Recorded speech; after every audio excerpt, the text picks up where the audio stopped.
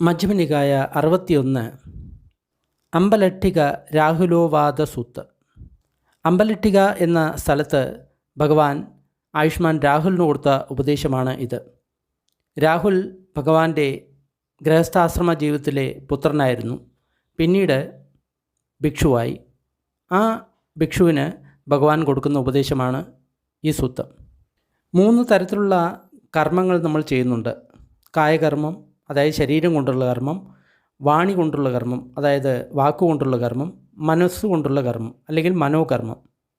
ഈ 3 കർമ്മം ചെയ്യുന്നതിന് മുൻപും നമ്മൾ ഒരു കാര്യം ആലോചിക്കണം. ഈ കർമ്മം എനിക്ക് ഹാനിയുണ്ടാക്കുമോ, മറ്റുള്ളവർക്ക് ഹാനിയുണ്ടാക്കുമോ, എനിക്ക് മറ്റുള്ളവർക്കും ഹാനിയുണ്ടാക്കുമോ, ഇത് കുശലമാണോ അകുശലമാണോ? കുശലം എന്ന് പറഞ്ഞു കഴിഞ്ഞാൽ പുണ്യം, അതിൻ്റെ ഫലം സുഖമാണ്. അകുശലം എന്ന് പറഞ്ഞു കഴിഞ്ഞാൽ പാപം, അതിൻ്റെ ഫലം ദുഃഖമാണ്. കുശലകരമാണെങ്കിൽ നമ്മൾ അതിനെ ചെയ്യണം, അകുശലം ആണെങ്കിൽ നമ്മൾ ചെയ്യരുത്. അതിനാൽ ഈ ഒരു സൂത്രം ഏതൊരു പ്രവൃത്തി ചെയ്യുന്നവർക്കും വളരെ ഉപകാരപ്രദമായിരിക്കും. ഈ സൂത്രം നിങ്ങൾ അത്തരക്കാർക്ക് അയച്ചു കൊടുക്കുക. വളരെ ഹാനികരമായിട്ടുള്ള പ്രവൃത്തി ചെയ്യുന്നവരാണ്, അതായത് തങ്ങളുടെ പ്രവൃത്തിയെപ്പറ്റി അവർ ആലോചിക്കുന്നേയില്ല. പ്രാണികളെ കൊല്ലുന്നവർ ഒരിക്കലും അതിൻ്റെ ഫലത്തെപ്പറ്റി ആലോചിക്കുന്നില്ല. അതേപോലെ ഹീനമായിട്ടുള്ള പ്രവൃത്തികൾ ചെയ്യുന്നവരും അതിൻ്റെ ഫലത്തെപ്പറ്റി ആലോചിക്കുന്നില്ല. അപ്പോൾ അതിനാൽ തീർച്ചയായിട്ടും അത്തരക്കാർക്ക് ഈ സൂത്രം നിങ്ങൾ ഫോർവേഡ് ചെയ്യാവുന്നതാണ്. ഞാൻ ഇങ്ങനെ കേട്ടു, ഒരിക്കൽ ഭഗവാൻ രാജഗൃഹത്തിൽ വിഹരിക്കുകയായിരുന്നു. മുളയുടെ വനത്തിൽ അണ്ണാന്മാർക്ക് ഭക്ഷണം കൊടുക്കുന്ന സ്ഥലത്ത് വിഹരിക്കുകയായിരുന്നു. ആയുഷ്മാൻ രാഹുലൻ ആ സമയത്ത് അമ്പലട്ടിക എന്ന് പറയുന്ന സ്ഥലത്ത് വസിക്കുകയായിരുന്നു. ഒരു ദിവസം സായാഹ്ന സമയത്ത് ഭഗവാൻ തൻ്റെ ധ്യാനത്തിൽ നിന്ന് എഴുന്നേറ്റതിന് ശേഷം അമ്പലട്ടികയിലേക്ക് പോയി. ആയുഷ്മാൻ രാഹുലിനെ കാണാനാണ് പോയത്. അപ്പോൾ ദൂരത്തു നിന്ന് തന്നെ ഭഗവാൻ വരുന്നത് ആയുഷ്മാൻ രാഹുലൻ കണ്ടു. ആയുഷ്മാൻ രാഹുലൻ ഒരു ആസനം തയ്യാറാക്കി, എന്നിട്ട് കാല് കഴുകാൻ വെള്ളവും തയ്യാറാക്കി വെച്ചു. ഭഗവാൻ വിരിച്ചിരിക്കുന്ന ആസനത്തിലിരുന്നു. അതിനുശേഷം തൻ്റെ കാലുകൾ വെള്ളം കൊണ്ട് കഴുകി. ആയുഷ്മാൻ രാഹുലൻ ഭഗവാനെ വന്ദിച്ചു, എന്നിട്ട് ഒരു ഭാഗത്ത് ഇരുന്നു. അതിനുശേഷം ഭഗവാൻ ആ പാത്രത്തിൽ ഒരല്പം വെള്ളം ബാക്കിയുണ്ട്. അപ്പോൾ രാഹുലിനോട് ഇങ്ങനെ പറഞ്ഞു, രാഹുല, നീ ഈ പാത്രത്തിൽ അവശേഷിക്കുന്ന അല്പം ജലത്തെ കാണുന്നില്ലേ? അതേ ബന്ധേ, ഇതുപോലെ തന്നെയാണ് അറിഞ്ഞിട്ട് നുണ പറയാൻ ലജ്ജയില്ലാത്ത ഒരു വ്യക്തിയുടെ ഉള്ളിൽ വളരെ കുറച്ച് ഭിക്ഷുവിൻ്റെ പ്രകൃതമേ നിലനിൽക്കുന്നുള്ളൂ. അതായത് അറിഞ്ഞ് നുണ പറയുന്ന ഒരു വ്യക്തിയുടെ ഉള്ളിൽ ഭിക്ഷുത്വ ഭാവം, അതായത് പരിശുദ്ധ ഭാവം വളരെ കമ്മിയാണ് എന്നാണ് ഭഗവാൻ പറയാൻ ഉദ്ദേശിക്കുന്നത്. അതിനുശേഷം അവശേഷിച്ചിരിക്കുന്ന ആ വെള്ളവും ഒഴിച്ചുകൊണ്ട് ഭഗവാൻ ഇങ്ങനെ രാഹുലിനോട് പറഞ്ഞു, രാഹുല, ഈ പാത്രത്തിലെ അവശേഷിക്കുന്ന വെള്ളവും ഒഴിച്ചു കളഞ്ഞു, അത് കാണുന്നില്ലേ? അതേ ബന്ധേ, അതുപോലെ തന്നെയാണ് അറിഞ്ഞുകൊണ്ട് നുണ പറയാൻ മടിക്കാത്ത, ലജ്ജയില്ലാത്ത ഒരു വ്യക്തിയുടെ ഉള്ളിലുള്ള ഭിക്ഷുത്വവും ഇതുപോലെ തന്നെ ഒഴിച്ചു കളഞ്ഞിരിക്കുകയാണ്. അതായത് ഉള്ള പരിശുദ്ധിയും അയാൾ കളഞ്ഞിരിക്കുകയാണ് എന്നാണ് അതിനർത്ഥം. അതിനുശേഷം ആ പാത്രത്തെ കമഴ്ത്തി വെച്ചുകൊണ്ട് ഭഗവാൻ ഇങ്ങനെ പറഞ്ഞു, രാഹുല, ഈ പാത്രം കമഴ്ത്തി വെച്ചിരിക്കുന്നത് നീ കാണുന്നില്ലേ? അതേ ബന്ധേ, ഇതേപോലെ തന്നെയാണ് അറിഞ്ഞുകൊണ്ട് നുണ പറയാൻ മടിക്കാത്ത, ലജ്ജയില്ലാത്ത ഒരു വ്യക്തിയുടെ ഭിക്ഷുത്വഭാവം കമഴ്ത്തി വെച്ചിരിക്കപ്പെട്ടിരിക്കുകയാണ്. അതായത് ആ വ്യക്തിയിൽ ഒട്ടും തന്നെ പരിശുദ്ധഭാവം ഇല്ല, എല്ലാം കളഞ്ഞിരിക്കുകയാണ്, കമഴ്ത്തി വെച്ചിരിക്കുകയാണ് എന്നാണ് പറയുന്നത്. അതിനുശേഷം ആ പാത്രത്തെ നിവർത്തി വെച്ചുകൊണ്ട് ഭഗവാൻ രാഹുലിനോട് ഇങ്ങനെ പറഞ്ഞു, രാഹുല, ഈ പാത്രം കാലിയാണ്, അത് പൊള്ളയാണ് എന്ന് താങ്കൾ കാണുന്നില്ലേ? അതേ ബന്ധേ, ഇതേപോലെ തന്നെയാണ് അറിഞ്ഞുകൊണ്ട് നുണ പറയാൻ മടിക്കാത്ത, ലജ്ജയില്ലാത്ത ഒരു വ്യക്തിയുടെ ഉള്ളിലെ ശ്രമണ പ്രകൃതം അല്ലെങ്കിൽ ശ്രമണഭാവം എന്നുള്ളത് ഒഴിഞ്ഞിരിക്കുകയാണ്, അത് പൊള്ളയാണ്. അതായത് ഒട്ടും ഉള്ളിൽ പരിശുദ്ധിയില്ല എന്നാണ് പറയുന്നത്. ഉദാഹരണമായിട്ട് ഒരു രാജാവിൻ്റെ ഒരു വലിയ ഒരു ആനയെ എടുക്കാം. നീണ്ട കൊമ്പുകളുള്ളതാണ്, എത്ര വലിയ ഭാരവും വഹിക്കാൻ സാധിക്കും. യുദ്ധഭൂമിയിൽ പ്രാവീണ്യമുള്ളതാണ്. യുദ്ധസമയത്ത് അത് മുന്നിലെ കാലുകൾ കൊണ്ടും പിന്നിലെ കാലുകൾ കൊണ്ടും കർമ്മം ചെയ്യും. മുൻഭാഗവും പിൻഭാഗവും കൊണ്ട് കർമ്മം ചെയ്യും. തലയും ചെവിയും കൊമ്പും വാലും കൊണ്ട് കർമ്മം ചെയ്യും. എന്നാൽ അപ്പോഴും അത് അതിൻ്റെ തുമ്പിക്കൈയെ സംരക്ഷിക്കും. അപ്പോൾ ആ ആനക്കാരൻ ഇങ്ങനെ ചിന്തിക്കും, ഈ ആന ഇപ്പോഴും അതിൻ്റെ തുമ്പിക്കൈയിനെ സംരക്ഷിക്കുന്നു. അത് മുൻകാലുകൾ കൊണ്ടും പിൻകാലുകൾ കൊണ്ടും ശരീരത്തിന് മുൻഭാഗം കൊണ്ടും പിൻഭാഗം കൊണ്ടും തല കൊണ്ടും ചെവി കൊണ്ടും കൊമ്പ് കൊണ്ടും വാലുകൊണ്ടും എല്ലാം കർമ്മം ചെയ്യുന്നു. എന്നാൽ അത് ഇപ്പോഴും അതിൻ്റെ തുമ്പിക്കൈയിനെ സംരക്ഷിക്കുന്നു. അത് ഇതുവരെ അതിൻ്റെ ജീവിതം കൊടുത്തിട്ടില്ല. എന്നാൽ ആ ആന യുദ്ധസമയത്ത് തൻ്റെ മുൻകാലും പിൻകാലും ശരീരത്തിൻ്റെ മുൻഭാഗവും പിൻഭാഗവും തലയും ചെവിയും കൊമ്പും വാലും അതേപോലെ തന്നെ തുമ്പിക്കൈയും കൊണ്ട് കർമ്മം ചെയ്യുന്നു. അപ്പോൾ ആ ആനക്കാരൻ ഇങ്ങനെ ചിന്തിക്കുന്നു, ഈ ആന മുൻകാലും പിൻകാലും മുൻഭാഗവും പിൻഭാഗവും തലയും ചെവിയും കൊമ്പും വാലും അതേപോലെ തന്നെ തുമ്പിക്കൈയും കൊണ്ടും ജോലി ചെയ്യുന്നു. ഇത് ഇതിൻ്റെ ജീവിതം കൊടുത്തിട്ടുണ്ട്. ഇനി ആ ആന ചെയ്യാത്ത ജോലി ഒന്നും തന്നെ ഇല്ല. അതുപോലെ തന്നെയാണ് രാഹുല. ഏതെങ്കിലും ഒരു വ്യക്തി അറിഞ്ഞുകൊണ്ട് നുണ പറയാൻ മടിയില്ലാത്തവനാണ്, ലജ്ജയില്ലാത്തവനാണ് എങ്കിൽ അവൻ ചെയ്യാത്ത ഒരു പാപകർമ്മവും ഉണ്ടാകില്ല എന്ന് ഞാൻ പറയുന്നു. അതായത് ഒരു വ്യക്തി നുണ പറയുകയാണെങ്കിൽ അവൻ എല്ലാ പാപകർമ്മവും ചെയ്യും എന്നാണ് പറയുന്നത്. അതിനാൽ രാഹുല ഇങ്ങനെ അഭ്യസിക്കണം, ഞാൻ കളിയാക്കുന്നതിന് പോലും ഒരു നുണ പറയില്ല. അതായത് വെറുതെ പോലും രസത്തിന് പോലും നുണ പറയില്ല എന്നാണ് പറയുന്നത്. രാഹുല, എന്താണ് താങ്കൾ കരുതുന്നത്? ഒരു കണ്ണാടിയുടെ ഉദ്ദേശം എന്താണ്? ബന്ദേ, നമ്മുടെ പ്രതിബിംബം കാണാനാണ് അത് ഉപയോഗിക്കുന്നത്. രാഹുല, അതേപോലെ തന്നെ ശരീരത്തിൻ്റെ കർമ്മം, വാണിയുടെ കർമ്മം, മനസ്സിൻ്റെ കർമ്മം ഇതിനെ ആലോചിച്ച് മാത്രമേ ചെയ്യാവൂ. ഇവിടെ ശരീരത്തിൻ്റെ കർമ്മം എന്ന് പറഞ്ഞു കഴിഞ്ഞാൽ നമ്മൾ ശരീരം കൊണ്ട് ചെയ്യുന്ന നല്ലതും ചീത്തയുമായിട്ടുള്ള കർമ്മങ്ങൾ. മോഷണം, വ്യഭിചാരം, പ്രാണികളെ കൊല്ലൽ, ഇതെല്ലാം ചീത്ത കർമ്മങ്ങളാണ്. വാണിയുടെ ചീത്തകർമ്മം എന്ന് പറയുമ്പോൾ നുണ പറയൽ, ഏഷ്ണി പറയൽ, കടുവചനം പറയൽ, അതേപോലെ തന്നെ വെറുതെയുള്ള സംഭാഷണം. മനസ്സിൻ്റെ പാപകർമ്മം എന്ന് പറയുന്ന സമയത്ത് ഹിംസാവിചാരം, ദ്വേഷം, രാഗം ഇതെല്ലാം അതിൽപ്പെടും. അതിനാൽ ശരീരം കൊണ്ടും വാണി കൊണ്ടും മനസ്സുകൊണ്ടും പ്രവർത്തിക്കുന്നതിന് മുൻപ് അതിനെ നല്ലപോലെ ആലോചിച്ചിട്ട് മാത്രമേ ചെയ്യാവൂ എന്നാണ് പറയുന്നത്. ഇന്ന് പലരും ഇങ്ങനെയല്ല ചെയ്യുന്നത്. ചിലർ പ്രാണികളെ കൊന്നുകൊണ്ടേയിരിക്കുന്നു. അതിനെപ്പറ്റി ഒരിക്കലും അവർ ആലോചിക്കുന്നില്ല, ചിന്തിക്കുന്നില്ല. ആടുകളെ, മാടുകളെ, കോഴികളെ ഒന്നും തന്നെ ഒട്ടും തന്നെ ആലോചിക്കാതെയാണ് അവർ ആ പ്രവൃത്തി ചെയ്തുകൊണ്ടിരിക്കുന്നത്. അതിനെപ്പറ്റി ചിന്തിക്കണം എന്നാണ് പറയുന്നത്. ഇനി അത് എങ്ങനെ ചിന്തിക്കണം എന്നാണ് ഭഗവാൻ പറയുന്നത്. രാഹുല, താങ്കൾ ഒരു കായകർമ്മം ചെയ്യാൻ ആഗ്രഹിക്കുകയാണെങ്കിൽ ആ കായകർമ്മത്തെപ്പറ്റി ചിന്തിക്കണം.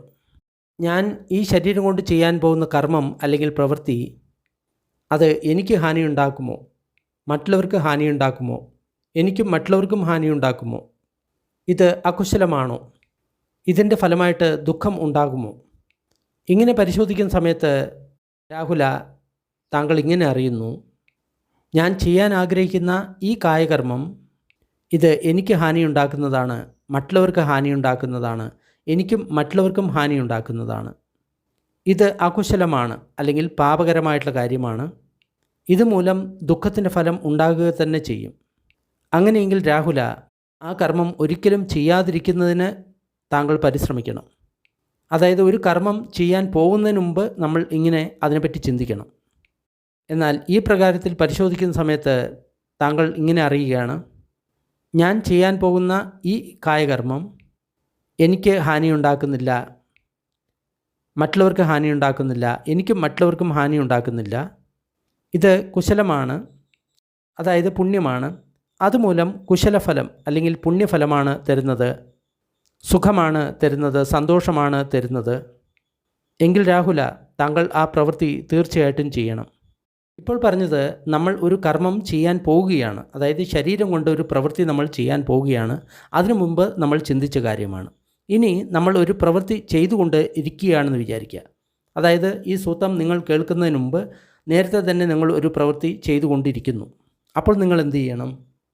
രാഹുല, താങ്കൾ ഒരു കായകർമ്മം ചെയ്തുകൊണ്ടിരിക്കുകയാണ് എങ്കിൽ അതിനെപ്പറ്റി താങ്കൾ ഇങ്ങനെ ചിന്തിക്കണം, ഞാൻ ശരീരം കൊണ്ട് ചെയ്യുന്ന ഈ പ്രവൃത്തി എനിക്ക് ഹാനി ഉണ്ടാക്കുന്നുണ്ടോ, മറ്റുള്ളവർക്ക് ഹാനി ഉണ്ടാക്കുന്നുണ്ടോ, എനിക്ക് മറ്റുള്ളവർക്കും ഹാനി ഉണ്ടാക്കുന്നുണ്ടോ, ഇത് അകുശലമാണോ, ഇതുമൂലം ദുഃഖമുണ്ടാകുമോ? അപ്രകാരം പരിശോധിക്കുന്ന സമയത്ത് താങ്കൾ അറിയുന്നു, ഈ ഞാൻ ചെയ്യുന്ന ഈ ശരീരകർമ്മം കൊണ്ട് എനിക്ക് ഹാനിയുണ്ടാകുന്നു, മറ്റുള്ളവർക്ക് ഹാനിയുണ്ടാകുന്നു, എനിക്ക് മറ്റുള്ളവർക്കും ഹാനിയുണ്ടാകുന്നു. ഇത് അകുശലമാണ്, ഇതുമൂലം ദുഃഖത്തിൻ്റെ ഫലമാണ് ഉണ്ടാകുന്നത് എങ്കിൽ ഉടൻ തന്നെ ആ ചെയ്തുകൊണ്ടിരിക്കുന്ന കർമ്മം നിർത്തണം. എന്നാൽ ഈ രീതിയിൽ പരിശോധിക്കുന്ന സമയത്ത് താങ്കൾ അറിയുകയാണ്, ഞാൻ ചെയ്തുകൊണ്ടിരിക്കുന്ന ഈ കായകർമ്മം ഇത് എനിക്ക് ഹാനിയുണ്ടാക്കുന്നില്ല, മറ്റുള്ളവർക്ക് ഹാനിയുണ്ടാക്കുന്നില്ല, എനിക്ക് മറ്റുള്ളവർക്കും ഹാനിയുണ്ടാക്കുന്നില്ല. ഇത് കുശലകരമാണ്, ഇതിൻ്റെ ഫലം സുഖമാണ്. എങ്കിൽ രാഹുല, താങ്കൾ ആ പ്രവൃത്തി ചെയ്യുന്നത് തുടരണം. ഇതുവരെ നമ്മൾ ചെയ്തുകൊണ്ടിരിക്കുന്ന ഒരു പ്രവൃത്തിയെ പറ്റിയിട്ടാണ് പറയുന്നത്. ഇനി നമ്മൾ ഏതെങ്കിലും പ്രവൃത്തി നമ്മുടെ ശരീരം കൊണ്ട് ചെയ്തു കഴിഞ്ഞു, അല്ലെങ്കിൽ പണ്ട് എപ്പോഴെങ്കിലും ചെയ്തു കഴിഞ്ഞു എന്ന് വിചാരിക്കുക.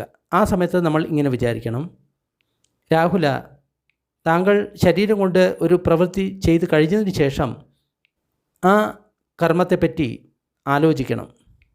ശരീരം കൊണ്ട് ഞാൻ ചെയ്ത ഈ കർമ്മം ഇതുമൂലം എനിക്ക് ഹാനിയുണ്ടാകുമോ, മറ്റുള്ളവർക്ക് ഹാനിയുണ്ടാകുമോ, എനിക്ക് മറ്റുള്ളവർക്കും ഹാനിയുണ്ടാകുമോ?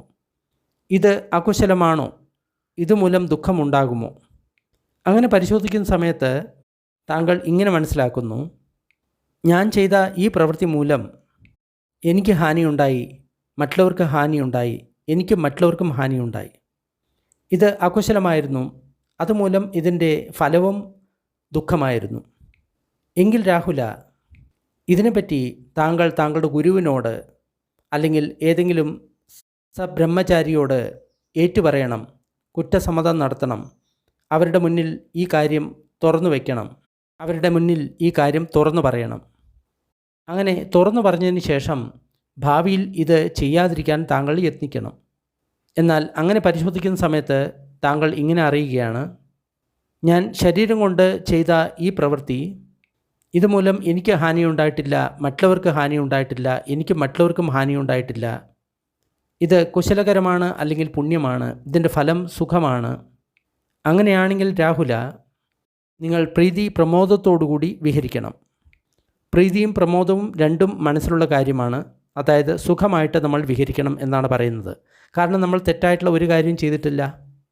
അതോർത്ത് നമ്മുടെ മനസ്സിൽ നമ്മൾ പ്രീതിയും പ്രമോദവും ഉണ്ടാക്കി അതിൽ വിഹരിക്കണം. കുശലധർമ്മങ്ങൾ നേടാൻ രാവും പകലും യത്നിക്കണം. വീണ്ടും കുശലധർമ്മങ്ങളെ സമ്പാദിക്കാൻ വേണ്ടിയിട്ട് രാത്രിയും പകലും യത്നിക്കണം. ഇനി ഇതേ കാര്യങ്ങൾ തന്നെയാണ് വാണിയുടെ കർമ്മത്തിലും മനോകർമ്മത്തിലും ആവർത്തിക്കുന്നത്. ഇനി വാണിയുടെ ഒരു കർമ്മം നമ്മൾ ചെയ്യാൻ പോവുകയാണ് എന്ന് വിചാരിക്കുക. അതായത് ആരോടെങ്കിലും എന്തെങ്കിലും കാര്യം പറയാൻ പോവുകയാണ് എന്ന് നമ്മൾ വിചാരിക്കുക. അപ്പോൾ രാഹുല, താങ്കൾ ഇങ്ങനെ ചിന്തിക്കണം, ഈ വാണിയുടെ കർമ്മം മൂലം എനിക്കും മറ്റുള്ളവർക്കും ഹാനി ഉണ്ടാകുമോ, രണ്ടുപേർക്കും ഹാനി ഉണ്ടാകുമോ? ഇത് അകുശലമാണോ, ഇതുമൂലം ദുഃഖമുണ്ടാകുമോ?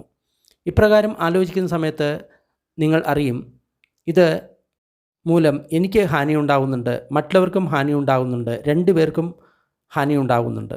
ഇത് അകുശലമാണ്, ഇതുമൂലം ദുഃഖഫലം ഉണ്ടാകുന്നു. എങ്കിൽ രാഹുല, ആ വാണിയുടെ കർമ്മം ഒരിക്കലും ചെയ്യരുത്.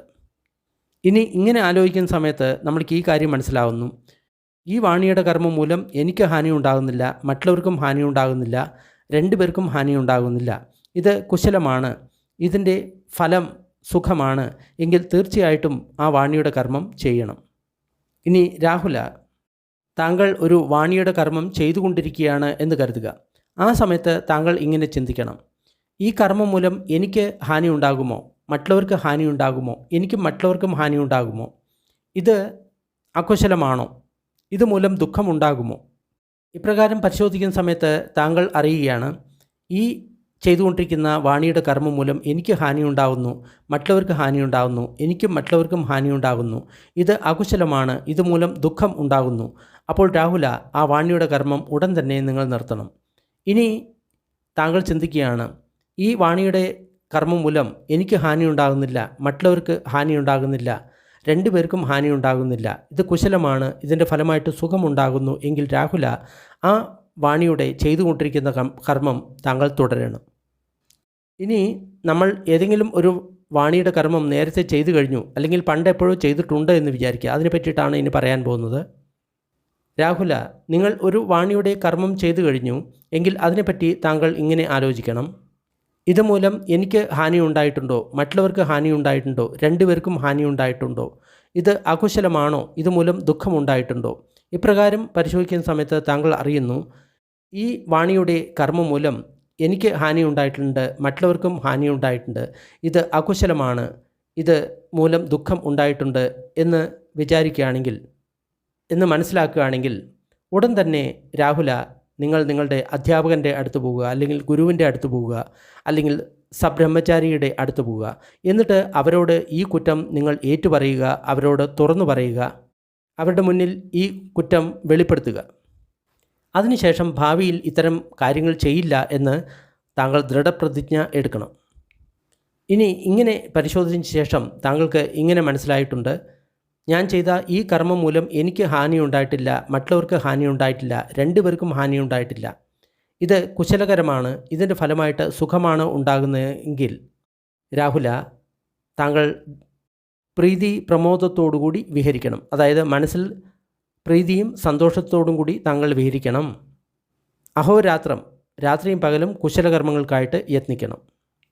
വാണിയുടെ കർമ്മം കഴിഞ്ഞു. ഇനി അടുത്തത് മനോകർമ്മമാണ്. അതായത് മനസ്സുകൊണ്ട് നമ്മൾ ചിന്തിക്കാൻ പോകുന്നതിന് മുൻപ് തന്നെ, മനസ്സിൽ എന്തെങ്കിലും കാര്യങ്ങൾ നടക്കുന്ന സമയത്ത് തന്നെ, അല്ലെങ്കിൽ മനസ്സിൽ എന്തെങ്കിലും ചിന്തിച്ച് കഴിഞ്ഞ ഉടനെ തന്നെ നമ്മൾ ഈ കാര്യങ്ങളെല്ലാം ആലോചിക്കണം.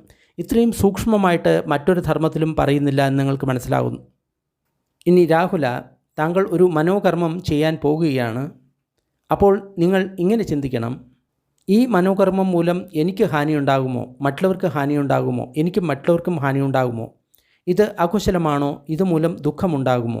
ഇപ്രകാരം പരിശോധിക്കണം. അപ്പോൾ താങ്കൾ അറിയും, ഈ കർമ്മം മൂലം എനിക്ക് ഹാനി ഉണ്ടാകുന്നുണ്ട്, മറ്റുള്ളവർക്ക് ഹാനി ഉണ്ടാകുന്നുണ്ട്, രണ്ടുപേർക്കും ഹാനി ഉണ്ടാകുന്നുണ്ട്, ഇത് അകുശലമാണ്, ഇതുമൂലം ദുഃഖം ഉണ്ടാകുന്നു എങ്കിൽ രാഹുല ആ മനോകർമ്മം ചെയ്യരുത്. ഇനി ഇങ്ങനെ ആലോചിക്കുന്ന സമയത്ത് രാഹുല താങ്കൾക്ക് ഇങ്ങനെ മനസ്സിലാകുന്നു, ആ മനോകർമ്മം മൂലം എനിക്ക് ഹാനി ഉണ്ടാകുന്നില്ല, മറ്റുള്ളവർക്ക് ഹാനി ഉണ്ടാകുന്നില്ല, രണ്ടുപേർക്കും ഹാനി ഉണ്ടാകുന്നില്ല, ഇത് കുശലകരമാണ് അല്ലെങ്കിൽ പുണ്യമാണ്, ഇതുമൂലം സുഖമുണ്ടാകും എങ്കിൽ രാഹുല ആ മനോകർമ്മം തീർച്ചയായിട്ടും ചെയ്യണം. ഇനി രാഹുല നിങ്ങൾ ഒരു മനോകർമ്മം ചെയ്തുകൊണ്ടിരിക്കുകയാണ്. അപ്പോൾ നിങ്ങൾ അതിനെപ്പറ്റി ആലോചിക്കണം, ഞാൻ ഈ ചെയ്തുകൊണ്ടിരിക്കുന്ന മനോകർമ്മത്താൽ എനിക്ക് ഹാനി ഉണ്ടാകുന്നുണ്ടോ, മറ്റുള്ളവർക്ക് ഹാനി ഉണ്ടാകുന്നുണ്ടോ, എനിക്ക് മറ്റുള്ളവർക്കും ഹാനി ഉണ്ടാകുന്നുണ്ടോ, ഇത് അകുശലമാണോ, ഇതുമൂലം ദുഃഖമുണ്ടാകുമോ? ഇപ്രകാരം പരിശോധിക്കുന്ന സമയത്ത് താങ്കൾക്ക് അറിയുന്നു, ഞാൻ ചെയ്തുകൊണ്ടിരിക്കുന്ന മനോകർമ്മം മൂലം എനിക്ക് ഹാനി ഉണ്ടാകുന്നുണ്ട്, മറ്റുള്ളവർക്ക് ഹാനി ഉണ്ടാകുന്നുണ്ട്, എനിക്കും മറ്റുള്ളവർക്കും ഹാനി ഉണ്ടാകുന്നുണ്ട്, ഇത് അകുശലമാണ്, ഇതുമൂലം ദുഃഖം ഉണ്ടാകുന്നു എങ്കിൽ ചെയ്തുകൊണ്ടിരിക്കുന്ന ആ മനോകർമ്മം ഉടനെ തന്നെ നമ്മൾ നിർത്തണം, ചെയ്യരുത്. ഇനി ആ മനോകർമ്മം ചെയ്തുകൊണ്ടിരിക്കുന്ന സമയത്ത് രാഹുല നിങ്ങൾ ഇങ്ങനെ ചിന്തിച്ചു, ഈ കർമ്മം മൂലം എനിക്ക് ഹാനി ഉണ്ടാകുന്നില്ല, മറ്റുള്ളവർക്ക് ഹാനി ഉണ്ടാകുന്നില്ല, രണ്ടുപേർക്കും ഹാനി ഉണ്ടാകുന്നില്ല, ഇത് കുശലമാണ്, ഇതിൻ്റെ ഫലമായിട്ട് സുഖം ഉണ്ടാകും എങ്കിൽ ചെയ്തുകൊണ്ടിരിക്കുന്ന ആ മനോകർമ്മം ചെയ്തുകൊണ്ടേയിരിക്കണം. ഇനി അടുത്തതായിട്ട് നമ്മളൊരു മനോകർമ്മം നേരത്തെ തന്നെ ചെയ്തു, അതിനെന്ത് ചെയ്യണം?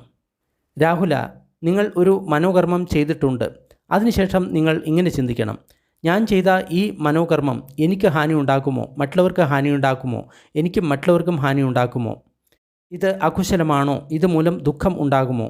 ഇപ്രകാരം പരിശോധിക്കുന്ന സമയത്ത് താങ്കൾ അറിയുന്നു, ഈ കർമ്മം മൂലം എനിക്ക് ഹാനി ഉണ്ടായിട്ടുണ്ട്, മറ്റുള്ളവർക്ക് ഹാനി ഉണ്ടായിട്ടുണ്ട്, എനിക്കും മറ്റുള്ളവർക്കും ഹാനി ഉണ്ടായിട്ടുണ്ട്, ഇത് അകുശലമാണ്, ഇതുമൂലം ദുഃഖഫലം ഉണ്ടാകുന്നു എങ്കിൽ രാഹുല താങ്കൾ താങ്കളുടെ ഗുരുവിനോട് ഇത് തുറന്നു പറയണം, ഈ കാര്യം ഏറ്റുപറയണം, അല്ലെങ്കിൽ സഹബ്രഹ്മചാരികളോട് ഈ കാര്യം തുറന്നു പറയണം, ഏറ്റുപറയണം, അവരോട് വെളിപ്പെടുത്തണം.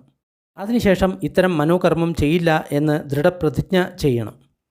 അത്തരം കാര്യങ്ങൾ ചെയ്യാതിരിക്കാൻ യത്നിക്കണം.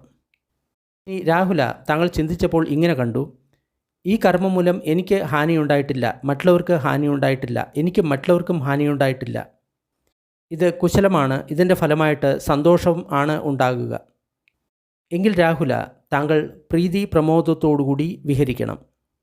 ദിവസവും രാത്രിയും കുശലധർമ്മങ്ങൾ സമ്പാദിക്കാനായിട്ട് പ്രയത്നിക്കണം. രാഹുല മുൻപുണ്ടായിരുന്ന എല്ലാ ശ്രമണ ബ്രാഹ്മണന്മാരും, അതേപോലെ തന്നെ ഭാവിയിൽ ഉണ്ടാകാൻ പോകുന്ന എല്ലാ ശ്രമണ ബ്രാഹ്മണന്മാരും, അതേപോലെ തന്നെ വർത്തമാനകാലത്തിലുള്ള എല്ലാ ശ്രമണ ബ്രാഹ്മണന്മാരും ഇതേപോലെ ആവർത്തിച്ച് പരിശോധിച്ചിട്ടാണ് അവരുടെ ശരീരകർമ്മവും വാണീകർമ്മവും മനോകർമ്മവും ചെയ്യുന്നത്.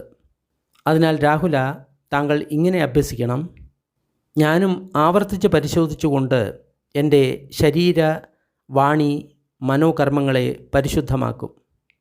ഇതാണ് ഭഗവാൻ പറഞ്ഞത്.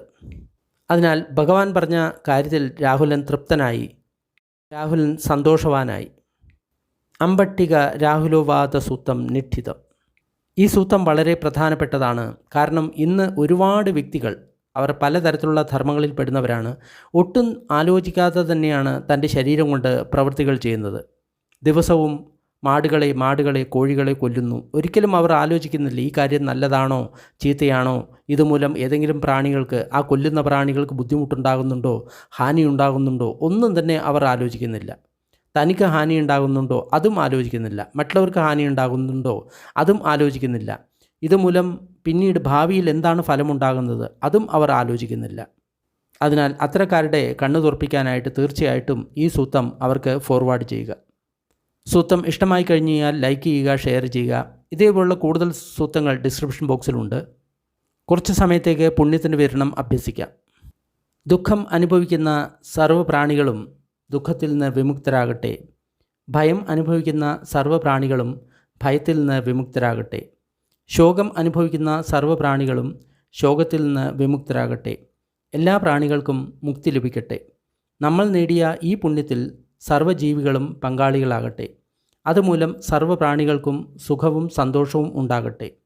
ഭൂമിയിലും ആകാശത്തിലും ഉള്ള സർവ്വപ്രാണികളും അധോലോകത്തെയും മനുഷ്യലോകത്തെയും ദേവലോകത്തെയും രൂപ അരൂപ ബ്രഹ്മലോകത്തിലെയും സർവ്വപ്രാണികളും നമ്മളുടെ ഈ പുണ്യത്തിൽ പങ്കാളികളാകട്ടെ. അതിശക്തരായിട്ടുള്ള ദേവന്മാരും ബ്രഹ്മന്മാരും ബുദ്ധശാസനത്തെ സംരക്ഷിക്കട്ടെ.